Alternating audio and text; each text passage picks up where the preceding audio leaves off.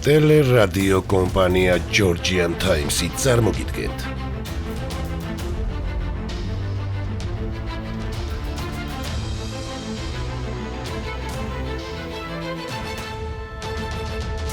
სოფლიო ისტორიის გაკვეთილები.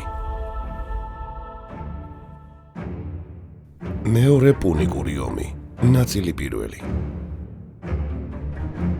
ისტორია ხშირად გვახსენებს, რომ ზავი ომებს შორის მხოლოდ შესვენება და არა ჭეშმარიტი მშვიდობა.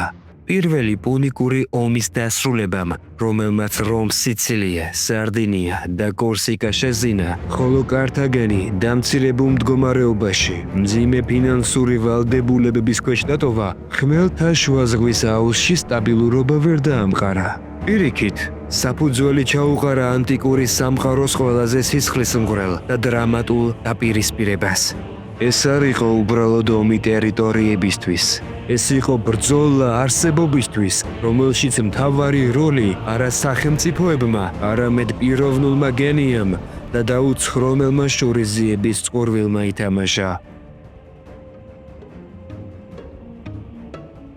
ქრისტეს შობამდე 241 წელს დასრულებული პირველი პუნიკური ომი თითქოს უნდა გამხდარიყო ხანგრძლივი მშვიდობის დასაწყისი.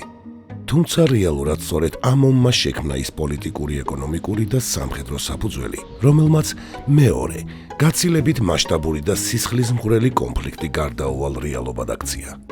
23 წლიანი დაპირისპირების შედეგად კართაგენმა დაკარგა ყველა მნიშვნელოვანი კუნძული. დაეკისრა უზარმაზარი ფინანსური კონტრიბუცია, ხოლო მისი მთავარი სამხედრო ძალა, ძლევამოსილი ფლოტი, თითქმის სრულად განადგურდა.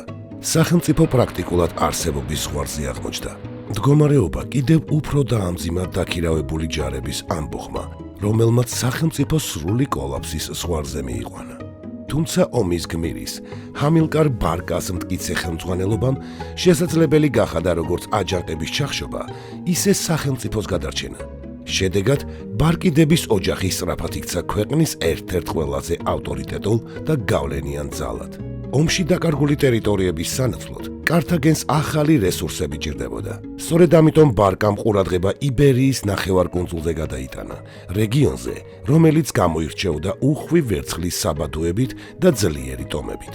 იბერები მთელ ევროპაში ცნობილნი იყვნენ როგორც გამძლე და ომში გამოცდილი მეომრები. მიუხედავად ამისა, ჰამილკარმა მათი წინააღმდეგობა თანმიმდევრულად დასძლია. ტომების ერთმა ნაწილმა კართაგენს ნებით დაუჭირა მხარი, მეორე კი ბრძოლაში იქნა დამორჩილებული. 9 წლიანი კამპანიის შედეგად ჰამილკარმა ესპანეთის სამხრეთი და აღმოსავლეთ რეგიონები დაიპყრო. დააწესა კართაგენის ადმინისტრაცია და აამუშავა უმდიდრესი ვერცხლის საბადოები. სწორედ ესპანეთში მოპოვებულმა ვერცხლმა გაათავისუფლა კართაგენი მძიმე ფინანსური ტვირთისგან. ჰამილკარმა სრულად გადაიხადა რომისთვის დაკისრებული კონტრიბუცია და ამავე რესურსებით შექმნა ძლიერი, კარგად გაწვრთნილი, პროფესიული არმია, რომელიც მხოლოდ მის ბრძანებას ემორჩილებოდა. სანამ კართაგენი ჭრილობებს იშუშებდა, რომის შეუჩერებლად განაგრძობდა გაფართოებას. რესპუბლიკამ საბერძნეთის სამყაროსკენ მიმართა ყურადღება, ილირიის სამეფო დამარცხდა და ადრიატიკის სანაპიროზე საკუთარი პროტექტორატი დაამყარა. ამას მალევე მოჰყვა ჩრდილოეთისაკენ სწრაფვა, რომაულმა ლეგიონებმა დაიკავეს დღევანდელი ჩრდილოეთ იტალიის ტერიტორიები. იქ მცხოვრები გალები დაიმორჩილეს და მიაღწიეს ალპებს ერთ-ერთ უმაღლეს მთათა სისტემას. რომი თავს უსაფრთხოდ და უძლეველად გრძნობდა.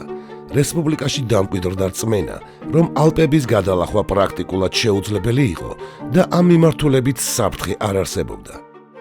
მაგრამ ვერავინ წარმოიდგენდა, რომ სულ რამდენიმე წელიწადში სწორედ ამ თოვლიანი მწვერვალებიდან დაეშვებოდა ის, ვინც რომაულ სამყაროს შუაზე გაკვეთდა და რომის არსებობას კითხვის ნიშნის ქვეშ დააყენებდა. მისი სახელი ჰანიბალი იყო. ჰანიბალის ბავშვობა პირველი პუნიკური ომის შემდგომ პერიოდს დაემთხვა. ეპოქას, როდესაც კართაგენში სერიოზული პოლიტიკური არეულობა და შიდა ქაოსი სუფევდა. ასეთ გარემოში გაზრდილ ჰანიბალს ადრევე გაუმძაფრდა განცდა, რომ სამშობლოს გადარჩენა, ძალას, გამძლეობასა და შეუპოვრობას მოითხოვდა. მისი მამა ჰამილკარ ბარკა პირველი ომის ერთ-ერთი ყველაზე გავლენიანი და გამორჩეული სარდალი იყო. სამხედრო ნიჭთან ერთად იგი განათლებული პიროვნებაც გახლდათ და შვილის აღზრდას განსაკუთრებულ მნიშვნელობას ანიჭებდა. მიუხედავად ამისა, ჰანიბალის ახალგაზრდობის უმეტესი ნაწილი მამის სამხედრო ბანაკში გაილია. ის უშუალოდ ეცნობოდა სამხედრო ხელოვნებას, ისტორიას, სტრატეგიის საფუძვლებს, მანევრირების პრინციპებს და მრავალენოვანი ლაშქრის მართვის თავისებურებებს. ასეთი გარემო მასში აყალიბებდა მკაცრ დისციპლინას, განძლეობასა და მიზანსწრაფულობას. თუმცა ჰამილკარმა შვილს კიდევ უფრო მნიშვნელოვანი მემკვიდრეობაც გადასცა. ჰანიბალმა ჯერ კიდევ ბავშვობაში მამის წინაშე დაიფიცა, რომ იცხოვრებდა და იბრძოლებდა როგორც რომის დაუძინებელი მტერი.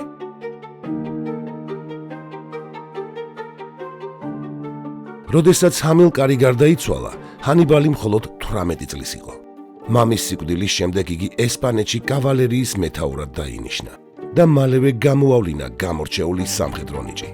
მისი ხელმძღვანელობით კართაგენულმა ძალებმა არაერთხელ მოიგერიეს იბერიელი ტომები და საბოლოოდ მათი გაერთიანებული არმიაც დაამარცხეს. ამ გამარჯვებებმა კართაგენელთა პოზიციები კიდევ უფრო განამტკიცა. უამრავი წარმატებული სამხედრო ოპერაციების შედეგად ჰანიბალის ავტორიტეტი სწრაფად გაიზარდა. იგი არა მხოლოდ ბრძენ და ენერგიულ სარდლად ჩაითვალა, არამედ ისეთ ლიდერად, რომელსაც ჯარი უპირობოდ ენდობოდა. სწორედ ამიტომ 26 წლის ასაკში მეომრებმა თავად დაასახელეს იგი მთავარ სარდლის კანდიდატად. ლაშქრის გადაწყვეტილება კართაგენის სენატმა სრული თანხმობით დაამტკიცა და ჰანიბალი ოფიციალურად გახდა ესპანეთში კართაგენული ძალების მთავარსარდალი. ბუნებრივია, კართაგენელთა სამხედრო ექსპანსიამ იბერიის ნახევარკუნძულზე ადგილობრივი ქალაქ-სახელმწიფოების უკმაყოფილება გამოიწვია. მათ დამოუკიდებლობის დაკარგვის საფრთხე დაემუქრათ, რის გამოც დახმარებისთვის რომს მიმართეს.